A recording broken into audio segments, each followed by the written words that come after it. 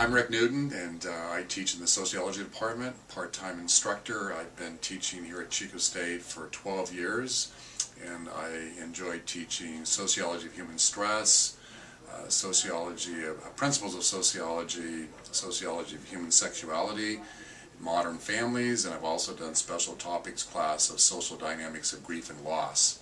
And so I enjoy teaching part-time because my full-time work is in funeral service, which I've been in for over 40 years. I co-own Newton Bracewell Chico Funeral Homes, having locations in Chico and Paradise, where we serve almost 600 families a year. So on Tuesdays and Thursdays, I come over here to Chico State. I walk over from Newton Bracewell and teach 2 sections of human stress this semester in the fall. When teaching, Professor Newton shares his passion of helping families during their grief process and self-discloses about his funeral work relating to what they're currently studying. There's 5 types of complicated grief losses, specifically with death. And one is sudden unexpected death. Obviously that triggers complicated healing grief because no time to say goodbye, no time to reconcile, no time to say apology or, I love you. So sudden unexpected death creates complicated grieving. Self-inflicted death creates complicated grieving. Not seen so much in this disaster, but certainly the sudden unexpectedness. Complicated grief in the fact that, in the way that our grief will heal, but we're, no time to say goodbye. Self-inflicted, why didn't I see the red flags? Why didn't I do something about it? And so self-reproach, self-blame becomes a real issue.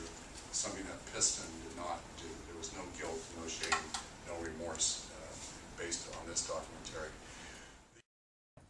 Owning a funeral home, like Newton and Bracewell, seem far from similar to teaching.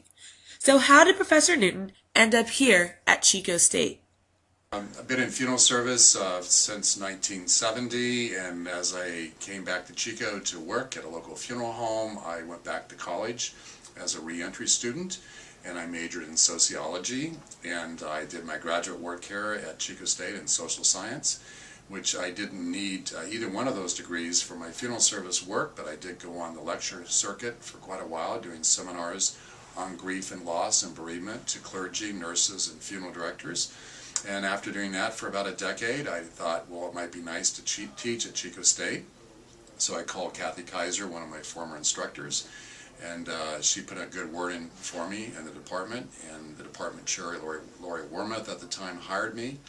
And interesting, my first class that I taught in the social department was human sexuality, which I really didn't know a whole lot about outside of my own life experiences and having taken the class in my undergraduate years at Chico State.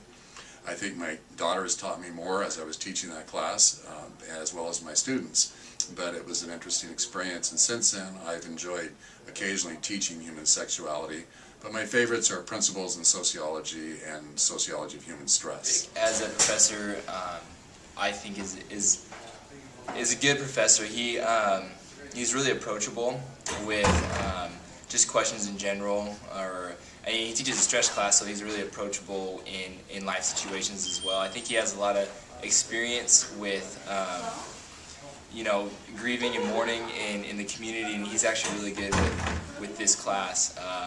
So yeah, I'd recommend him to other people to take the class, and yeah, I think he does a great job. Being an active member in the community by managing his funeral home, how does Professor Newton balance teaching as well? Obviously, my professional role is busy with meeting with families at the funeral home and helping them assuage their grief, dealing with the loss of a loved one. And teaching at Chico State is kind of bivocational for me, and I kind of like it because I can come over here on campus and meet with a classroom of younger students where my bereavement work is dealing with older people, usually, generally speaking. So my plate is full, metaphorically so to speak, and so I should probably apply the lessons that I teach in human stress to myself, which my wife says I don't do very well, because sometimes we have more demands than what we can process. But I try to have balance in life, and I really enjoy doing both my full-time work, which is bread and butter for my family, my passion, funeral service, bereavement care, but also I love teaching. And so I'm able to use my graduate degree right here at Chico State, where I graduated from.